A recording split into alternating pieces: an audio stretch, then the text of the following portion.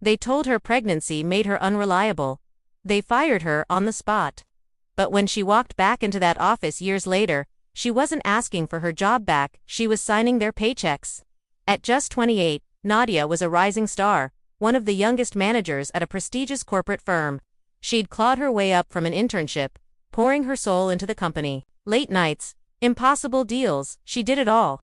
Her ambition was clear: become the youngest female director in the company's history. But beneath the polished surface, a quiet sexism festered. Male colleagues would often joke that she was too emotional for a real leadership role. Her boss, Mr. Harris, was a master of faint praise. He'd commend her brilliant work in private, then conveniently forget her name and give the credit to others in important meetings. Despite the subtle digs and stolen recognition, Nadia remained fiercely determined. She believed her results would speak for themselves, that she could break through any barrier with sheer talent and hard work. When Nadia joyfully announced her pregnancy, she expected smiles and congratulations. Instead, a chilling silence fell over the room. Mr. Harris, her boss, just smirked. "We need someone who can fully commit," he said, his tone dripping with condescension. "You'll be far too distracted." It was a gut punch, but the real betrayal came a week later. She was called into an HR meeting. The reason they gave was cold and impersonal. Let go due to restructuring. But Nadia knew the truth. This wasn't about restructuring. It was about her pregnancy.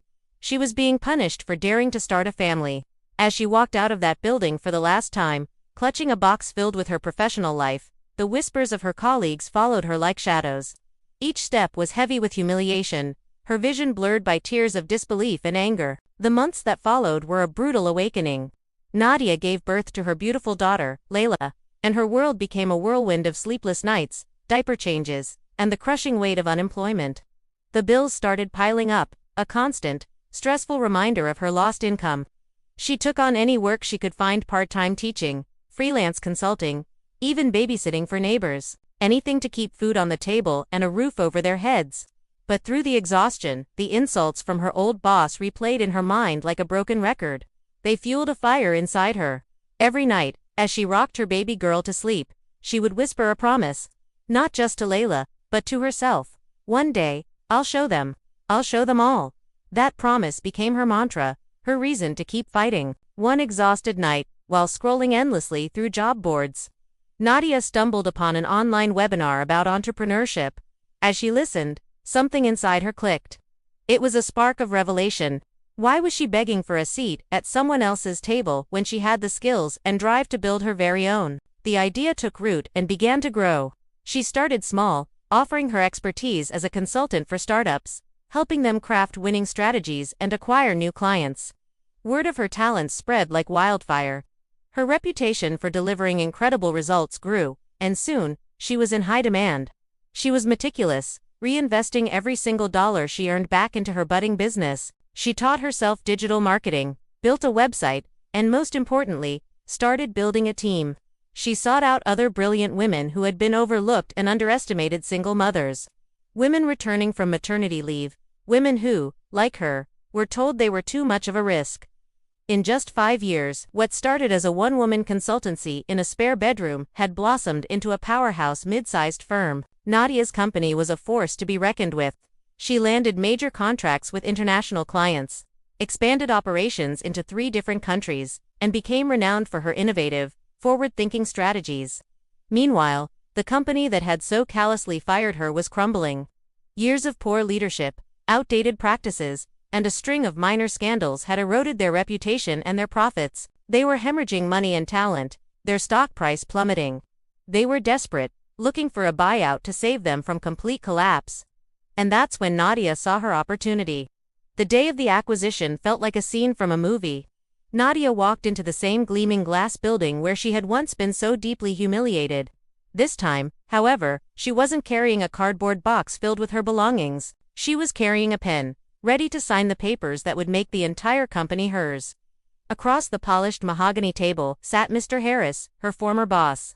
He was older now, the stress of the company's decline etched onto his face. He attempted a welcoming smile, but it faltered. "Congratulations, Madam CEO," he said, his voice cracking under the weight of the moment. Nadia leaned forward, her gaze steady and unwavering. "Funny," she replied. her voice calm but firm. "You once said I couldn't commit. Looks like I just committed to owning your company." The silence that followed was more powerful than any shout.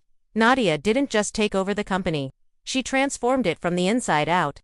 Her first order of business was to dismantle the toxic culture that had pushed her out. She implemented generous family-friendly policies, including extended maternity and paternity leave, and introduced flexible work hours that allowed parents to thrive both at work and at home.